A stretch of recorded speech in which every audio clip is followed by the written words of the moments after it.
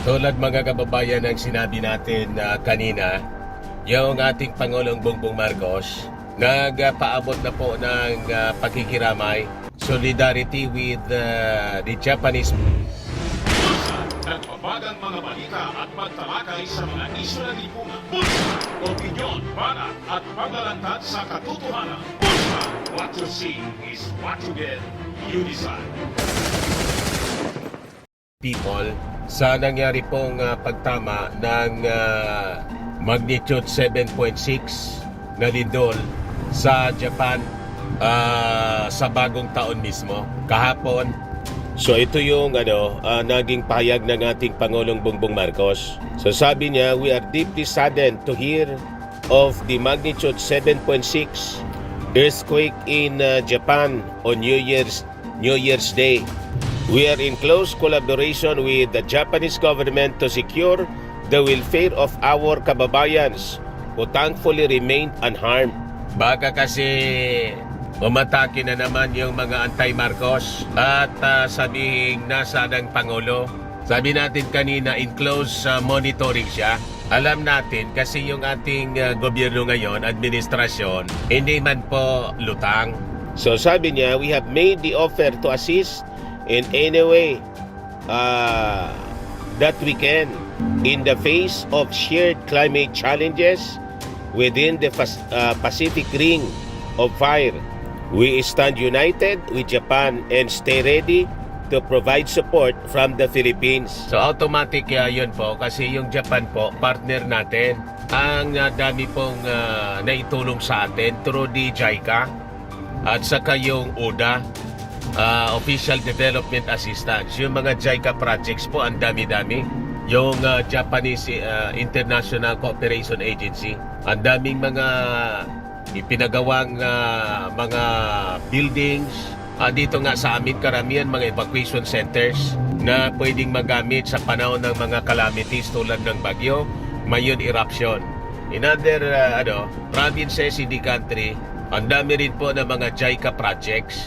At sa panahon ng mga ganitong calamities, automatic yung Japan sa pagtulong sa atin. So tama lang na tayo din, automatic din yung ating pagdamay sa kanila. So sabi kanina sa balita, more than 30 30 casualties. And I think madadagdagan pa yan, mga kababayan, sa paglipas ng mga oras. Now, according to the Philippine Embassy sa Japan, wala man na mga Filipino ang namatay o na-injured.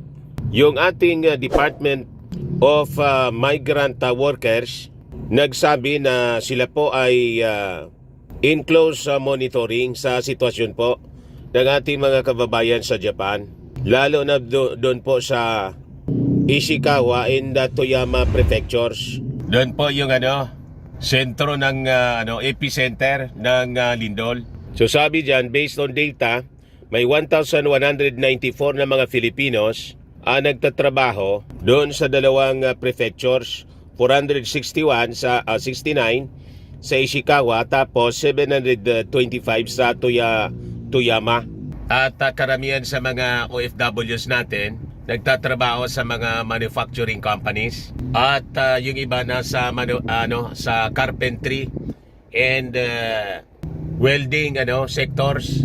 So yan po yung mga latest ngayon, mga kababayan, ang automatic na aksyon ng ating pamahalaan sa pakikiisa at pagtulong sa ating mga OFWs kung kailangan nila ng immediate assistance po in relation dito po sa napakalakas na lindol na tumama on New Year's Day sa Japan. So yan po yung ilan sa mga nagiba na mga kabayan doon po sa Japan sa pagtama ng lindol. Sa Los Angeles, tinamaan din ngayon ng 4.1 magnitude ng lindol.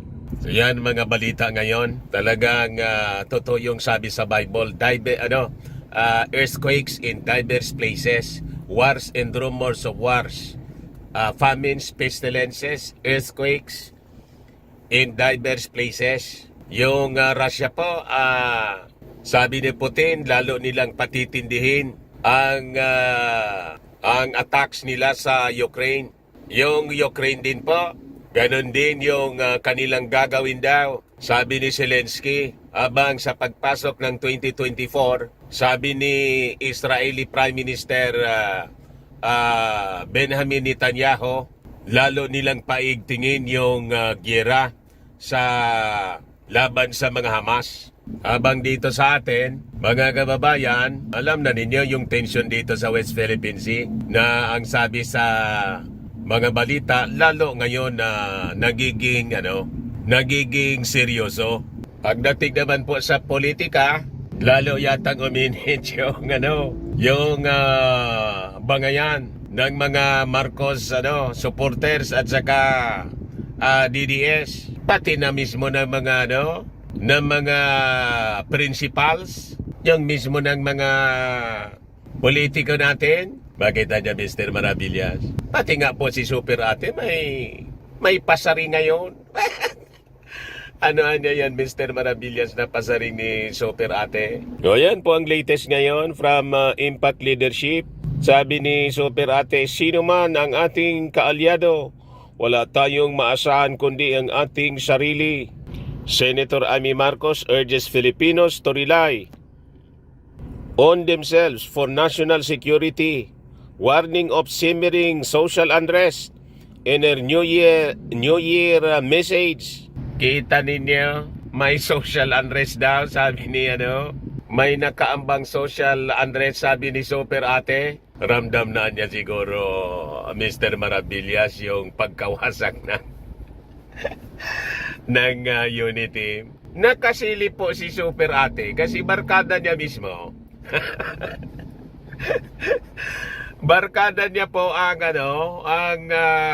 author ng social unrest. Yung nanggagatong po ng gulo dito sa administrasyon ng kanyang kapatid. Di ba? Kaya alam na alam niya. Lagi niyang kasama. O sabi diyan, tanggapin natin na sa punot dulo, sino man ang ating kaalyado, wala tayong maasahan kundi ang ating sarili. O, kita niyo na, mga kababayan. Finally, in-acknowledge ni Super Ate na kanya-kanya pa rin, mga kababayan. Bahalaan niya tayo sa ating sarili. Hindi natin maasahan ang mga kaalyado. So sabi niya, mahalagang ipagtanggol natin ang ating mga pamilya at anak para sa isang mapayapang kinabukasan. Matagal nang sinabi ng aking ama na ang lipunan natin ay parang bulkan na malapit nang sumabog dahil sa kasakiman, pang-aapi at pagtatraidor ng mamamayang Pilipino. Sana hindi pumutok ang bulkan sa bagong taon, 2024, at naway makamit natin ang isang mapayapang kinabukasan para sa ating bansa. Di ba, mga kababayan, makaulugan yung New Year's message ni Super Ate? Tama yung mga analysis ko po. That blood is thicker than water. Marcos pa rin ang siyempre. Silang mga Marcos ang magkakampi-kampi. Di ba? Sabi niya, mahalagang ipagtanggol natin ang ating mga pamilya at anak para sa isang mapayapang kinabukasan. Di ba malinaw po? Pamilya at anak. Hindi po yung ibang tao. Alangan man si Inday kasama sa pamilya Marcos. At si Maudigs. Kahit sinabi pa ni Super Ate na parang tatay niya, pero hindi niya tatay. So tama yung mga analysis natin na blood is thicker than water. Kumbaga, nakikipag-alyado, pinagtatanggol ni Super Ate ang pamilya Duterte kasi as much as possible po, ayaw niya ng gulo. But kung talagang hindi maiwasan ang gulo po, dahil po sa kasakiman sa politika at kanya-kanyang ambisyon, saan pa man po kakampi si Super Ate kundi sa kanyang pamilya? Siyempre sa kanyang kapatid na si Bungit. Tama po? Yun ang ating analysis. Sabi ko nga, si ate, I think ginagamit lang niya yung sinabi doon sa The Godfather 2. Yung sinabi ni Niccolo Machiavelli na sinabi doon sa The Godfather 2 na pelikula na keep your friends close, but your enemies even closer. Di ba? Kasi po, I think, feel ni Super Ate na pagpasok nitong 2024, titindi po ang bangayan sa politika at malamang sa malamang, mga kababayan, magiging pong open attacks na po ang gagawin. Wala nang pakimi-kimi. Sinimula na po ng tatay at si Inday mismo po. Kaya inaasa natin sa susunod pong mga araw, malamang si Inday po mag-goodbye. Mag-goodbye na po as Defense Secretary. At tuloy na po na maglileni-leni. Tama pa, mga kababayan? Ayan man lang po kasi padilim na. Nasaan ka niya, Mr. Maravillas? Nasa labas ako ngayon. Medyo padilim na po. Ako po si Dante Maravillas. Bye-bye. God bless. Mga kababayan, gusto ninyo itong itry. Firmax Firming and Lifting Cream. Pinapahid po sa mga pulses and affected area. Mainam po sa paninigas ng mga kaso-kasuan. Ito naman po, Automax Radiant Serum. Anti-aging po siya. Sa mukha naman yung application. You will look 10 years younger than your age. Sa mga cancer patients naman po, i-try po ninyo ito. Hindi man po siya gamot, food supplement siya. Kailang gagawa siya mga kababayan sa goji berry. Yung goji berry may anti-cancer properties.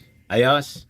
O yung mga inquiries po ninyo, dumiretso na lang kayo sa aming messenger sa Facebook para masagot namin agad. Ako po si Dante Maravillas. Bye-bye. God bless.